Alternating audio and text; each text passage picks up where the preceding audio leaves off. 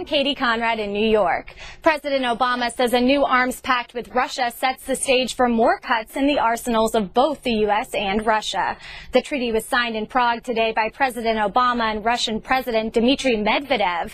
The agreement, called New START, will reduce each country's supply of nuclear warheads by about 1/3, and it must be ratified by the U.S. Senate and the Russian legislature. The brother of figure skater Nancy Kerrigan has been charged with manslaughter in the death of their father. Daniel Kerrigan died in January after a fight with his son Mark. Prosecutors say the 70-year-old died following a violent attack during an argument over the use of the family phone. But Kerrigan family members have insisted that they do not blame Mark for his father's death, who had a pre-existing heart condition. And if you did any traveling this winter, you were probably doing a lot of waiting around. U.S. airlines operated fewer on-time flights in February as massive snowstorms shut down some of the largest East Coast airports. The Department of Transportation said 61 flights were delayed for at least 3 hours during the month. That's triple the amount from January.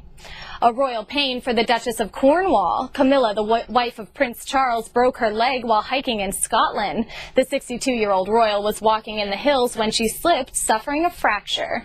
Camilla will be wearing a cast for the next 6 weeks, but still intends to carry out her official engagements. Rescue crews in West Virginia had another setback today when they encountered dangerous levels of underground methane gases. But the community of Mount Cole is still holding out hope for 4 miners missing since Monday's explosion. And the clock is ticking, but ABC's Diana Alvear has more from Mount Cole, West Virginia. A major setback in the mission to save 4 missing miners. Rescue teams were forced to retreat. Conditions are too dangerous and they're explosive. The decision would have to be made that everyone would be extracted from the mine because of the explosive atmosphere. The teams came tantalizingly close to one of the 2 refuge chambers where the miners may have sought shelter. They were probably within 1,000 feet of the first rescue chamber.